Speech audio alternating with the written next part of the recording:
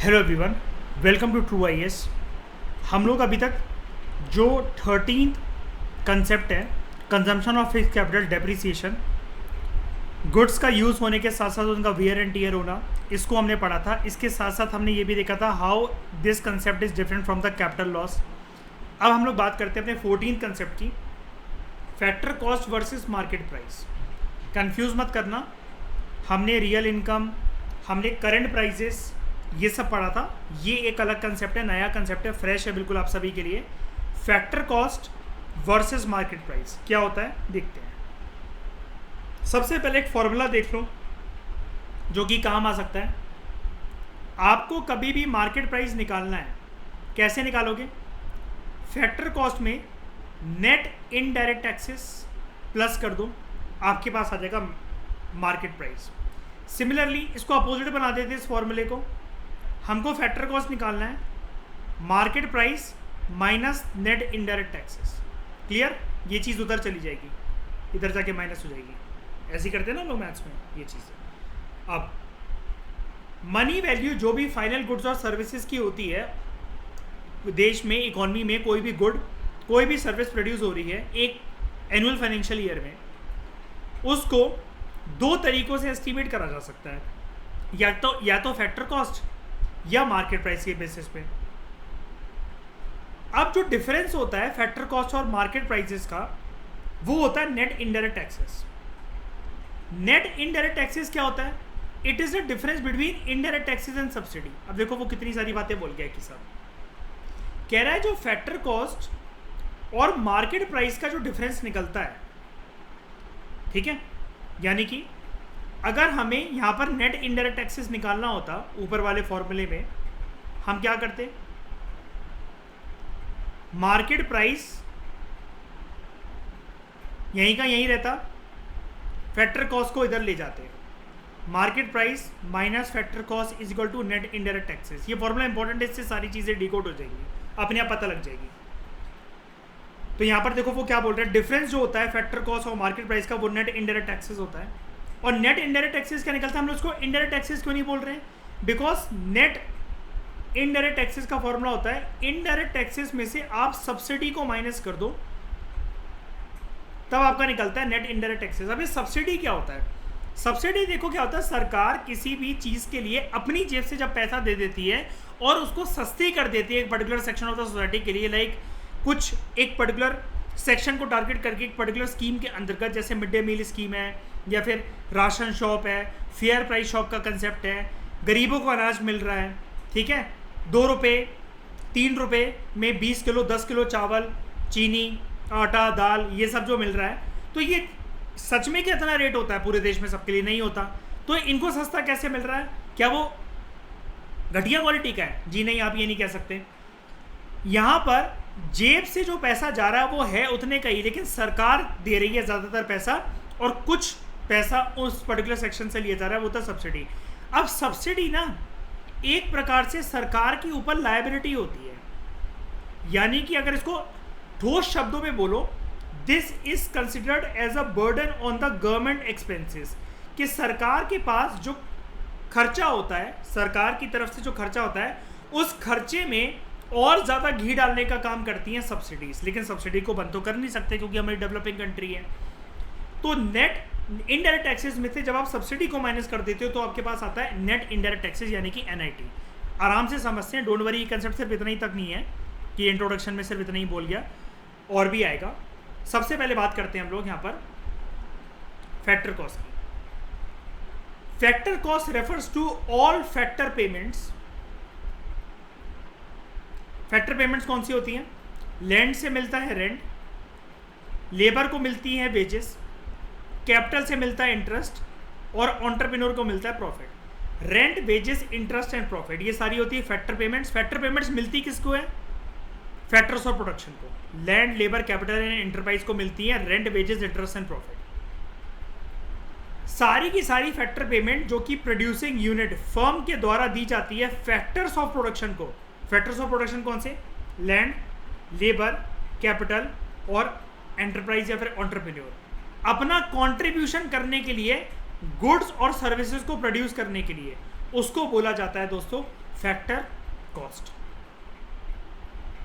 Factor cost कुछ नहीं है, अगर आपसे कोई पूछे फैक्टर कॉस्ट क्या है, ये जो जितनी डेफिनेशन बोल गया ना, अगर इसको समझना है अगर आपको आराम से, rent, wages, interest and profit को टोटल कर दो, वो आपका फैक्टर कॉस्ट है। फैक्टर कॉस्ट आया कहाँ से? देश में जो भी फैक्टर्स ऑफ प्रोडक्शन है, लैंड, लेबर, कैपिटल और इंटरप्राइज, उनका जो भी कॉन्ट्रीब्यूशन रहा है किसी गुड और सर्विस को प्रोड्यूस करने में, उसके लिए जो भी पेमेंट दी गई है rent, wages, interest and profit की फॉर्म में लैंड, लेबर, कैपिटल, इंटरप्राइज को, वो होता है फैक्टर कॉस्ट। कोई भी इनकम जो जनरेट होती है वो इन चारों फैक्टर्स ऑफ प्रोडक्शन में आराम से डिस्ट्रीब्यूट होती है in the form of factor income. That is वही वाली बात मैं ऊपर बता चुका हूँ। रेंट कहाँ से आया? लैंड से। वेजेस कहाँ से आई? लेबर को मिली। इंटरेस्ट कहाँ से जनरेट हुआ? कैपिटल से। और प्रॉफिट किसका?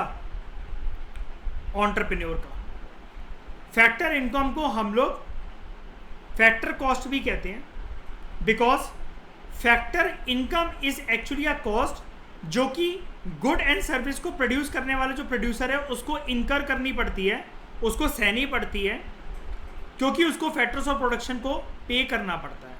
ऑब्वियस ही बात है, मैंने बताया था ना, एंटरप्रेन्योर के पास एंड में जाकर रेंट, वेजेस, इंटरेस्ट को देने के बाद ही प्रॉफिट बचता है, ये सारा का सारा, है ना। अब मार्केट प्राइस क्या होता है? ये ऊपर वाली चीज़ क्लियर हो गई? पहले मुझे बता दो सबको, ये हम लोग कर चुके हैं ऑलरेडी वैसे भी, वो तो हमें बस डिफरेंस समझा रहा है ना। मार्केट प्राइस, मार्केट प्राइस एक ऐसा प्राइस होता है जिस प्राइस पे कमोडिटी या तो बेची जा रही है या खरीदी जा रही है मार्केट के अंदर। ये एक ऐसा प्राइस होता है what the buyer pays actually and not what the producers actually get. Buyer जो एक्चुअली पे करते हैं, प्रोड्यूसर्स को जो एक्चुअली मिलता है वो नहीं होता ये। अब आप कहोगे यार ये कैसी बात है, प्रोड्यूसर्स को वही तो मिलेगा जो बायर्स दे रहे हैं। नहीं, समझो इस बात को, देखते हैं ये कैसे। ऊपर वाली बात मैं फिर से रिपीट कर देता हूँ। मार्केट प्राइस एक ऐसा प्राइस होता है जिस प्राइस पर कमोडिटी मार्केट के अंदर खरीदी बेची जा रही है। ये एक ऐसा प्राइस है, बायर जो पे कर रहा है अपनी जेब से, ये मार्केट प्राइस है, लेकिन गुड्स एंड सर्विसेज को प्रोड्यूस करने वाले को जो मिल रहा है वो मार्केट प्राइस नहीं होता। ऐसा क्यों? The point to be noted here is that जब भी कोई प्रोडक्ट मार्केट में जाता है बिकने के लिए, अब यहां पर सारा गेम समझो, गवर्नमेंट उस पर इम्पोज करती है इनडायरेक्ट टैक्सेस जैसे sales tax, excise duty and GST etcetera, जो कि ऐड हो जाता है उस कमोडिटी की फैक्टर कॉस्ट के अंदर। यानी कि land, labour, capital and entrepreneur, इन सभी को तो भुगतना पड़ेगा ये वाली चीज़। बात यही है ना कि अगर जैसे मान लो टैक्स ज़्यादा बढ़ गए हैं तो अब लेबर की दिहाड़ी सफ़र करेगी, एंटरप्रेन्योर का प्रॉफिट सफ़र करेगा, रेंट ज़्यादा हो जाएगा, और इंटरेस्ट अगर जिसको देना पड़े, क्या पता ज़्यादा देना पड़े या लेना हो तो ज़्यादा मिलेगा। मार्केट प्राइस अभी हमने ऊपर बात करी थी कैसे निकालते हैं। फैक्टर कॉस्ट में आप इनडायरेक्ट टैक्स प्लस कर दो, बस यही फॉर्मूला है, आप इसको इधर कहीं से भी इधर उधर कर दो, आपके पास तीनों चीज़ें निकल आएंगी, ठीक है। Consequently market price becomes higher than the factor cost. जब ऐसी कोई चीज़ होती है, जब गुड मार्केट में गया है, सरकार उसके ऊपर इनडायरेक्ट टैक्सेस लगा दे, तब मार्केट प्राइस ज़्यादा हो जाता है then the factor cost. Obvious ही बात है, मार्केट प्राइस ज़्यादा क्यों है फैक्टर कॉस्ट से, आप इसको समझने की कोशिश करो लेमन लैंग्वेज के अंदर। अब मैं बोल देता हूँ सारी टेक्निकल कंसेप्ट को उठाकर। यार देखो, लैंड, लेबर, कैपिटल और एंटरप्रेन्योर को भाई अपना शेयर ऑफ इनकम चाहिए गुड को प्रोड्यूस करने का, ठीक है। अगर वो उतने पे ही बेचेंगे जितना उनको लागत आई थी उस गुड को प्रोड्यूस करने में, तो फिर उनके पास बचेगा क्या उनकी जेब में, बताओ। मार्केट प्राइस ज़्यादा होगा तभी तो मार्जिन निकलेगा। दुकानदार को एक होलसेल पर्सन स्टेशनरी की शॉप पे 10 रुपये का पेन 5 रुपये में देकर जाता है, वो कस्टमर को लेकिन 10 का बेचता है। 5 रुपये उसका पूरा प्रॉफिट नहीं होता है। वो इसलिए नहीं होता है यार, एक जो होलसेलर आया था जो उससे वो बल्क में खरीद रहा है उसको भी पेमेंट देनी है, जिस ज़मीन पे स्टेशनरी शॉप बना रखी है वहाँ का रेंट, बिजली का खर्चा, लोग रख रखे हैं अपनी स्टेशनरी की शॉप में, उसकी सैलरी देनी है। अगर फैक्टर कॉस्ट से ज़्यादा मार्केट प्राइस ना रखी जाए तो फिर बचेगा क्या, इकोनॉमी रन कैसे करेगी? समझ पा रहे हो बात को? आपके पापा का अगर कोई बिजनेस या दुकान या कुछ भी है तो जितने की लागत आती है उस गुड को प्रोड्यूस करने में, जितने का उन्होंने खरीदा होता है किसी होलसेलर से, वो उतने रेट का ही थोड़ी ना बेच देंगे। हर दुकानदार यही तो कहता है, मैडम यार देखो यही प्राइजेस से कुछ कम नहीं हो पाएगा, हमें भी नहीं बच रहा है इसमें। तो ये कहने वाली बात होती है। अगर उनको कुछ भी ना बच रहा तो वो बेचेंगे क्यों? कहीं कहीं तो ऐसी साइकोलॉजी से खेलते हैं कि वो बोलेंगे आपको कि देखो मैम जितने का ये था भाई साहब, जितने का हमने इसे खरीदा था उतने का ही हमने आपको इससे बेच दिया, हमें इसमें कोई प्रॉफिट ही नहीं हुआ है। इतना बेवकूफ़ लग रहा था मैं दुकानदार। तो सिमिलरली समटाइम्स गवर्नमेंट जो है वो सब्सिडी देती है सर्टेन गुड्स की सेल पर, जैसे चीनी, चावल, एलपीजी सिलेंडर, जितने की उसकी कीमत होती है उससे कम के रेट पर, भाव पर सरकार दे देती है। सरकार क्योंकि अपनी जेब से पैसा दे देती है, which is subtracted from the factor cost. As a result market price इस केस में कम हो जाता है as compare to factor cost. लेकिन ये कम नहीं होना चाहिए, इसका मतलब जो गुड को प्रोड्यूस कर रहे हैं फिर उनको तो घाटा है। तो जो डिफरेंस होता है इनडायरेक्ट टैक्सेस का और सब्सिडी का, इसको हम लोग बोलते हैं नेट इनडायरेक्ट टैक्सेस। हमेशा सब्सिडी माइनस होती है इनडायरेक्ट टैक्सेस में से, हमेशा, क्योंकि टैक्स गवर्नमेंट का होता है, रेवेन्यू जो कि गवर्नमेंट के पास आएगा, लेकिन ये जो है सरकार की जेब से जाएगा, तो इसको हमें हटाना पड़ता है, तब रियल पिक्चर हमें शो होती है। तो अभी इनडायरेक्ट टैक्सेस क्या होते हैं? जो टैक्सेस सरकार के द्वारा इम्पोज करे जाते हैं किसी भी कमोडिटी की प्रोडक्शन पर और सेल पर, उसको इनडायरेक्ट टैक्सेस कहते हैं, like excise duty, custom duty, GST etcetera. These are called indirect taxes because जो बायर होता है, the buyer of a tax commodity, जिस कमोडिटी के ऊपर टैक्स लग रहा है, वो प्राइस को डायरेक्टली पे नहीं करता, सॉरी वो टैक्स को डायरेक्टली पे नहीं करता इनकम टैक्स डिपार्टमेंट के पास इनकम टैक्स रिटर्न फाइल करके, नहीं, इनडायरेक्टली पे करता है। इनडायरेक्टली कैसे? उसको लग रहा है मैं 10 रुपये का लेस का पैकेट ले आया, 12 रुपये का मैगी का पैकेट ले आया, तो मुझे इतने का ही पड़ा। उस प्राइस के अंदर ऑलरेडी इनडायरेक्ट टैक्सेस का प्राइस इंक्लूडेड है, कस्टमर को पे नहीं करना पड़ रहा। लेकिन वो मैगी का जो पैकेट बनाने वाले हैं उनके पास जो रेवेन्यू आएगा, 12 रुपये की मैगी का पैकेट का रेट चल रहा है, 10 रुपये वो खुद रखेंगे और 2 रुपये सरकार को टैक्स दे देंगे, लेकिन कंज्यूमर के ऊपर उन्होंने ये वाला बर्डन नहीं आने दिया। तो इसकी एक बड़ी प्यारी डेफिनेशन लगती है मुझे डायरेक्ट और इनडायरेक्ट टैक्सेस को समझाने के लिए। डायरेक्ट टैक्सेस वो टैक्सेस होते हैं जिन टैक्सेस का बर्डन और लायबिलिटी डायरेक्टली कंज्यूमर पर फॉल होती है। इनडायरेक्ट टैक्सेस वो होते हैं जब बर्डन जो होता है वो और लायबिलिटी दो अलग अलग पार्टीज पे फॉल होती है। कैसे? आपने मूवी देखने गए, एंटरटेनमेंट टैक्स, ठीक है, आपकी वो मूवी टिकट के प्राइस के अंदर ऑलरेडी इंक्लूडेड है। सर्विस टैक्स, आपने कहीं खाना खाया, पूरा जो बिल आया आपको लग रहा है कि बिल इतने का बना, हमने इतना खाना खाया, ये जो भी खाया, हल्का फुल्का जो वो लोग टैक्स ले लेते हैं आपसे। क्यों ले लेते हैं? उनको भी फर्दर अपना मार्जिन निकालने के बाद सरकार को देना पड़ता था ना, तो वो आपको ना देने जाना पड़े कि हर महीने आप वो करके कहीं से निकल रहे हो, सर कल मैंने ना 15 रुपये का पास्ता खाया था, मैंने 10 रुपये का लेस का पैकेट खरीदा था। दिन रात आपको बांटते हुए चलना है सरकार को टैक्स, एक बार ऑफिस जाकर दिन भर लाइनें लगी रहेंगी पूरे देश के अंदर। तो इसलिए इनडायरेक्ट टैक्स का कंसेप्ट बॉर्न हुआ था। ये हम पढ़ेंगे, टैक्सेशन वाला एक हमारा पूरा चैप्टर आएगा, उसमें मैं पूरा पढ़ाऊंगा और ये भी पढ़ाऊंगा जीएसटी का रैशनल क्या है, पर्पस क्या है, ठीक है। और इसको हम पॉलिटी से कनेक्ट करके भी पढ़ेंगे क्योंकि जीएसटी का चैप्टर हमारा लक्ष्मीकांत के अंदर भी है। तो व्हाट इज द, यहाँ पर देख लो फिर से, these are called as indirect taxes because जो बायर होता है टैक्स कमोडिटी का, वो इनडायरेक्टली पे कर देता है टैक्स को, which in fact is included in the price. जो उसने कमोडिटी परचेज करी है, जो भी कुछ खाया पिया है उसने, उसके पास जिस भी चीज़ का बिल आया ऑलरेडी उसके बिल के अंदर या एमआरपी के अंदर वो टैक्स का प्राइस इंक्लूडेड है, उसको खुद नहीं जाना पड़ रहा इनकम टैक्स डिपार्टमेंट के पास पे करने। तो इफेक्ट क्या होता है इनडायरेक्ट टैक्सेस का एक कमोडिटी की प्राइस पर जिस पर वो लेवाई करा जाता है, यानी कि जिस भी गुड पर या सर्विस पर इनडायरेक्ट टैक्सेस अगर लेवाई करा जाएगा तो इसका इफेक्ट क्या निकलता है? The effect of indirect taxes that इसकी वजह से जिस भी गुड पर ये अप्लाई होता है, इम्पोज होता है, गुड के प्राइसेस ऑब्वियस ही बात है कि बढ़ जाएंगे, बिकॉज टैक्स जो है it is already added to the factor cost. अब वो कह रहे हैं let us take the example of electrical appliances, जहां पर गवर्नमेंट लिवाई कर रही है 28% का जीएसटी दिल्ली के अंदर। एक पंखा है जो कि मार्केट में बिक रहा है 1000 रुपये का, लेकिन इसमें जीएसटी अभी क्या कहते हैं अप्लाई नहीं हुआ है इसके ऊपर। ये मार्केट में जब से आया दुकानदार कह रहा है 1280 रुपये का है ये। 28%, 1000 का 28% होता है 280 रुपये।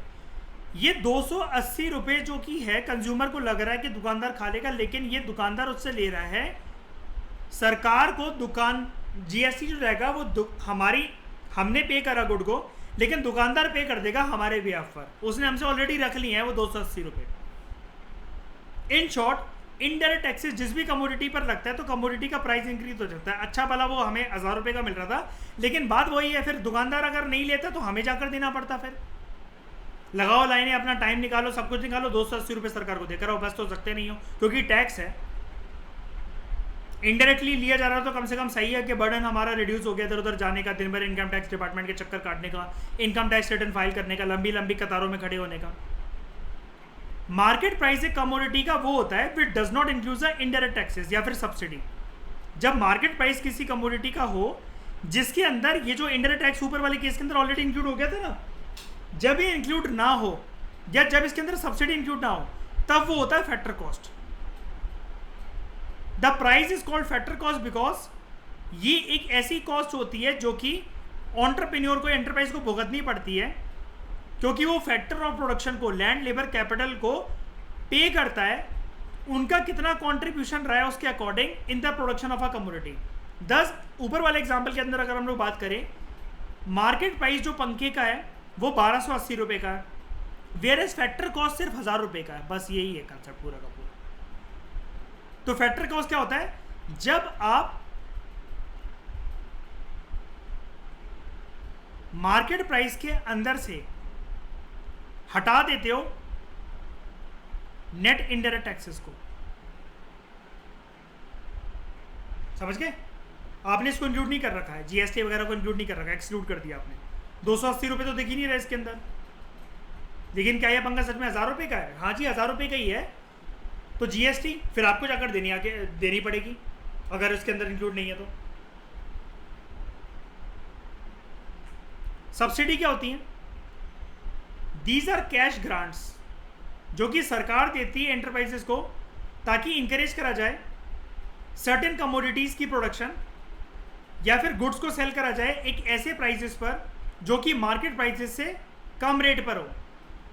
सब्सिडीज इनडायरेक्ट टैक्सेस का बिल्कुल अपोजिट होते हैं, बिकॉज इसकी वजह से मार्केट प्राइस किसी भी गुड का रिड्यूस हो जाता है।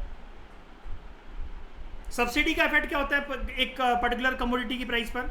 इफेक्ट यही होता है कि उसके प्राइस रिड्यूस हो जाते हैं, उसके अंदर फॉल देखने को मिलता है। फॉर एग्जाम्पल दिल्ली सरकार की मान लो एक स्कीम है, दिल्ली मिल्क स्कीम, जिसकी वजह से 1 लीटर दूध जो है वो 42 रुपीज़ का बिकता है, जबकि उसकी कॉस्ट है वो 43 रुपीज़ आती है। ये जो 1 रुपये का डिफरेंस है ना, ये सरकार बियर कर रही है, क्योंकि 1 रुपये का डिफरेंस जो आ रहा है सरकार इसका मतलब 1 रुपये का सब्सिडी दे रही है उस दूध की थैली पर। तो मार्केट प्राइस जो होता है सब्सिडाइज कमोडिटी का हमेशा कम होता है उसके फैक्टर कॉस्ट से, क्योंकि सब्सिडी जो है सरकार की जेब से जाया हुआ पैसा होता है। नेट इनडायरेक्ट टैक्सेस अब तो आप समझ गए होता क्या, इसकी सिग्निफिकेंस को जानते हैं। टू डिफरेंशिएट, सबसे पहले तो नेट इनडायरेक्ट टैक्सेस हमें मदद करता है कि हम मार्केट प्राइस और फैक्टर कॉस्ट को डिफरेंशिएट कर सकें। कैसे? नेट इनडायरेक्ट टैक्सेस क्योंकि डिफरेंस होता है इनडायरेक्ट टैक्स माइनस सब्सिडी का।